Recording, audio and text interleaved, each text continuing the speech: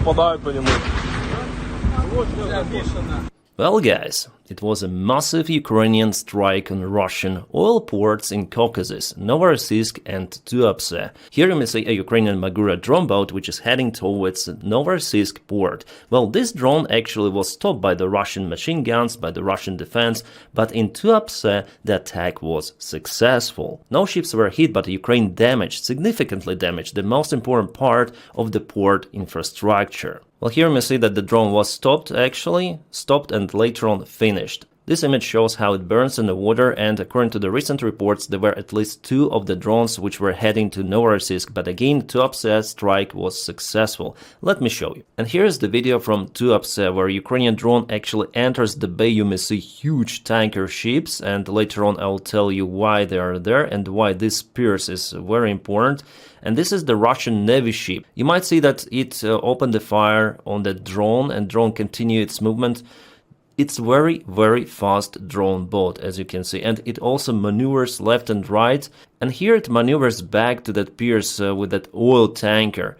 You see, it goes and ship starts to retreat because it thinks, or crew thinks, that it goes towards it, but no, the main important thing is to aim towards this Russian important oil infrastructure. Here we go with kaboom. This is the main oil refilling station of this port bay. This is huge, one of the biggest in Russia. Russia uses this line to refill their oil tankers with oil. It's very hard to repair this stuff, and it is out of service for extended period of time, could be even for months. And this picture was published by Ukrainian Cyber Boroshnet channel. This is the track of the boat which hit this piers, I may call it, or it is the refueling line, it's better to say. And there was the oil tanker. Yes, it could be the target for Ukrainian drones, but I'm not sure whether this tanker actually belonged to Russia, because Russia continued to trade with other countries and they might send even their ships to the Russian ports. So it's better to cut this line for refueling. And by cutting this line, I guess Ukraine caused even more damage. So here's the scheme of the port, and the trajectory of the Ukrainian drone was like that, around. So this is the Russian military ship, this is the oil tanker. Ukraine hit this part. On the other side, there's some oil tanks and different infrastructure, and this part of the port is for grains and other stuff, so it's not fuel-related thing. It says Zernovoy terminal, so grain terminal, and here I'm not sure, but it's not gas, it's not oil. And on this video we may see that also extra kabooms happened inside the port, inside the city, I would say, behind the main port line. Locals reported about even some of the missiles which could have been launched from the drones themselves. So there is actually a modification of the Ukrainian drone boat Sea Baby, which could carry some of the rocket artillery system on top. Well, it's not a big caliber, but Russians say it could be effective. Especially in today's attack, they claim that it is the Ukrainian drone boat that was used. Alright, here we have one more video from the local eyewitness who filmed 2 of the kabooms actually, so we have the confirmation. Let's watch this video. Пацаны, как вам? One kaboom Как вам? and another one. Я вам. He says that "Я в ахуе," which means I'm surprised. Actually, I'm also kind of surprised with today's Ukrainian vivid open attack during the daytime. It's outstanding. But I think that after all, at night, the chance for successful operation is higher. And I have more info about Novorossiysk. Ukraine also launched some of the air drones, and Russia used the air defense as usual, and you may see the result of their operation. Yeah, they hit some of their own building, as it is reported and already confirmed by the eyewitnesses. Why it could be like that? Because for the last couple of days I saw many of the Russian air defense Panzer 1S missiles went into the same Russian buildings, but somewhere in Belgorod Oblast, or in the Kursk region of Lugov town. Let me show you some of the images. Alright, here we have it. Короче, вот такая вот ерунда. Вот он этот, я так понимаю, блок.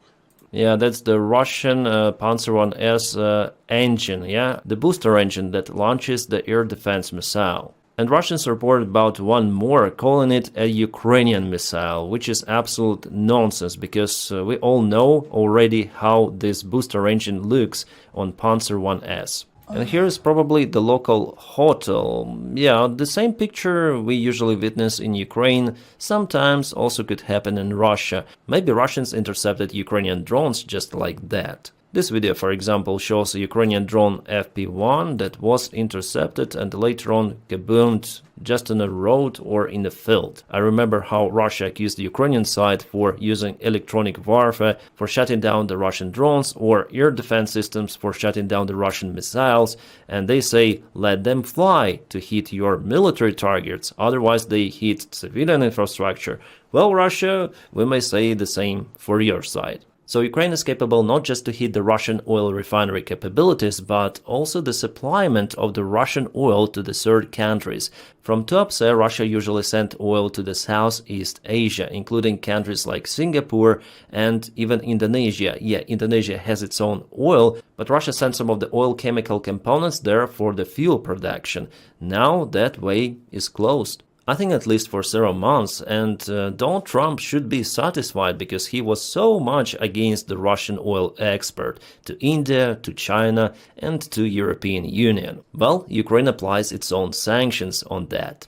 And this video comes from Novorossiysk port, where Russia managed to stop Ukrainian drone strike, and you see that locals are filming it. They're cheerful. But in Tuapse, the picture was totally different. So this is what was happening in Tuapse. Let me show you this video. Вот так лежим. Пуля над головой летает, блядь. Никак не... Those Russians were going to the beach, but they were stopped by their own Russian defense. And at the end of this video, let me play you this part with more audio gain, so here you'll hear it. Попали, блядь. Попали. Ох ты, блядь.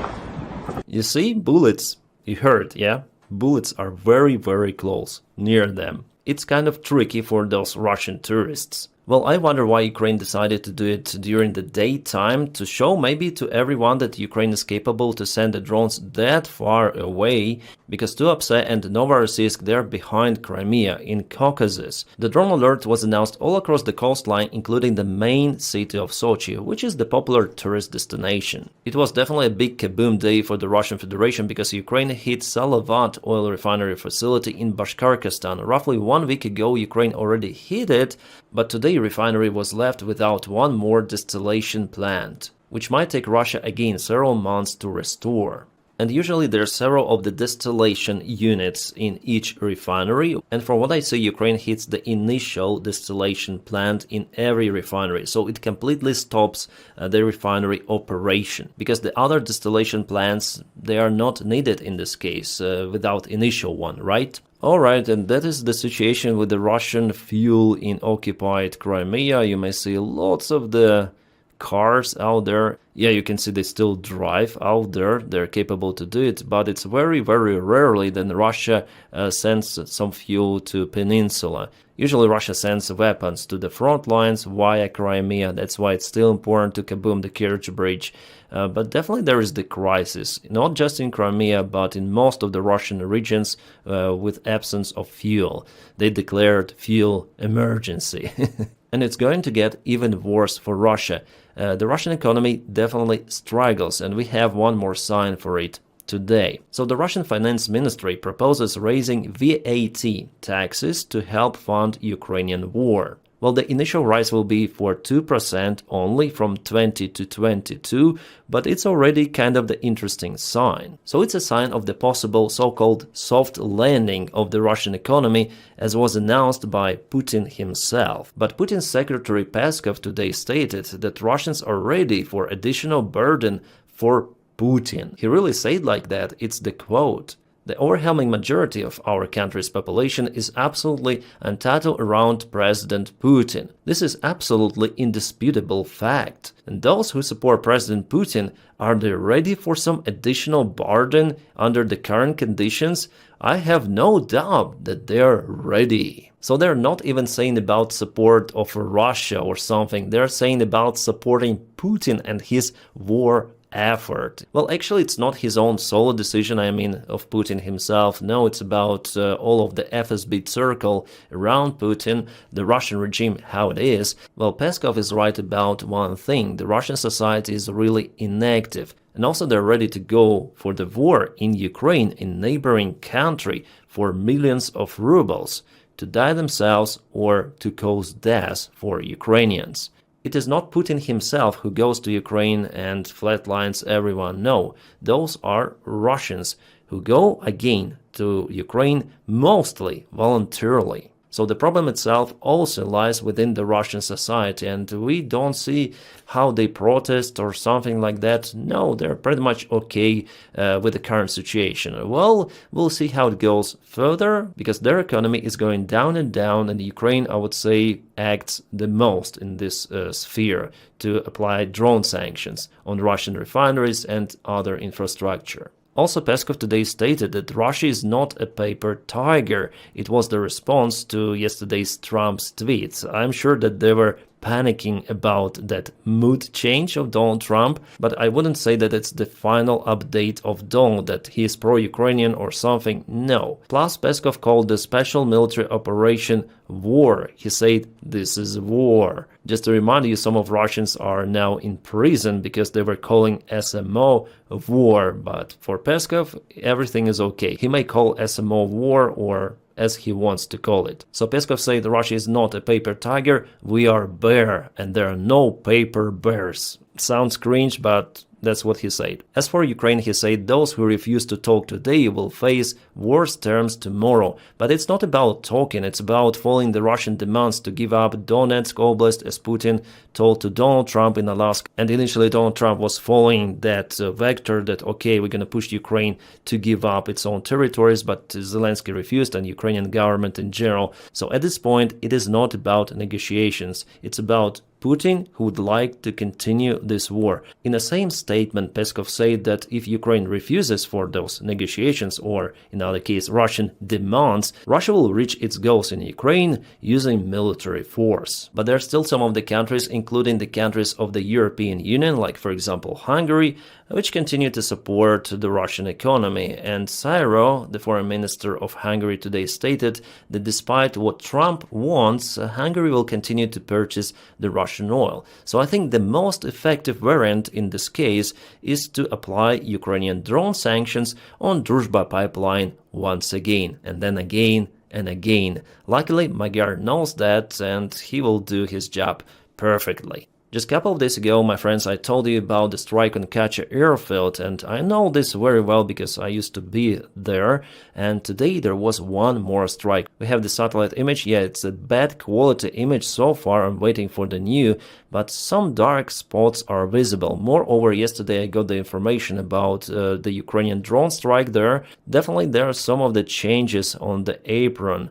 We'll see next in a couple of more days, I hope not 2 weeks, but before, about what particularly was hit there. If it was a Ukrainian drone unit Primary, they usually publish video evidence. And as for the Google images, it looks like one more helicopter stand and airplane stand, and something there was hit for sure. Right guys, we have some breaking news. While I was filming this video, I got a report, first of all, from our followers on my channel, that Aalborg airport is being closed because of the drone activity. This is again Denmark. So just a couple of days ago, Copenhagen airport was closed, and now one more drone activity? This is something really unusual. And by the way, we have some of the video filmed from Copenhagen a couple of days ago. Yeah, this is what was spotted in Denmark just right now. Some sort of the object flying, as you may see, shining brightly. Usually, if it is a surveillance drone, it needs to gather some of the information.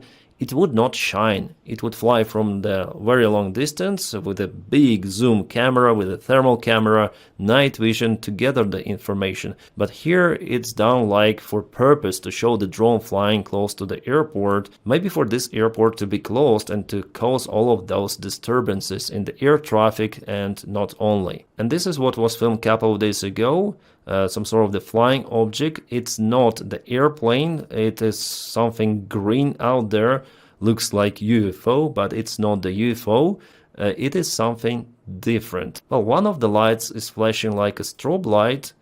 Actually looks like the military helicopter or something, but no helicopter activity was at the time at this particular place. The drones, by the way, they were not shut down or something, they just left the area and no one seen them once again. Crazy. And according to the latest information, more drones were spotted all across Denmark, at least in 3 of the areas, in Aalborg, in Elsberg, and in Sennerborg. I hope I spelled those names correctly, but it is not normal, and NATO should do something to protect the skies around its own members. Here's one more video from this distance with this green image. It's hard to say what is flying there. Could be an airplane, as for me, but locals say it is a drone spotted. Could be. Right, guys, we have some great news for Ukraine from our European Union partners. So there will be a reparation loan given to Ukraine. Could be given. The talks are still ongoing, but I think it will be like that. So 130 billion euros will be given to Ukraine in the next 2 years, 2027 and 2028, so in 1 year. Yeah, obviously Hungary will try to block it, but there will be soon elections in Hungary, and I think Orban doesn't have any chance to win those because TISA is leading the polls. Slovakia might block, might not, we'll see. Slovakia, after all, supports Ukrainian European Union initiatives and Ukrainian membership in the European Union, but Hungary, obviously, with Orban, it is no-go, and they veto absolutely everything, because I may say Orban is just the Russian or Chinese Assad out there in the European Union. But I'm sure that this help will be given for Ukraine, and it will include some of the military support, because Ukraine is now as a shield of the European Union security, or the shield of entire Europe, because we see that the United States is not willing to support some of the military programs, especially for Baltic countries. It's not a good sign, so Ukraine plays the great role here. My friends, as for the front lines, I'm gonna record the video tomorrow, but we have this major update. It is coming for now from the Russian channels, like for example this Z blogger Anatoly Radov writes that Russia lost Nikanorovka village in Dobropilya direction, and it is crucial actually for Russians, because this encirclement of the Russian group out there is almost imminent. He says, sadly, we lost Nikanorovka, Boykovka is in a gray zone, Novotoretsk is still under our control, but I have the information that Ukrainian forces are out there in Novotoretsk, despite what he says. Maybe there are fights ongoing with Russian presence. Well, this map is not so good, but Boykovka is over here and Novotoretsk is here. Ukraine is very, very close to cut the Russian supplies entirely, which will lead to the catastrophe for many of the Russian forces in this trap. Absolutely great news. As usual, special thanks for my Patreon supporters and also members of the channel. Guys, thank you so much for your kind motivation and your kind support. My friends, I wish you all a peaceful sky wherever you are, and have a great time.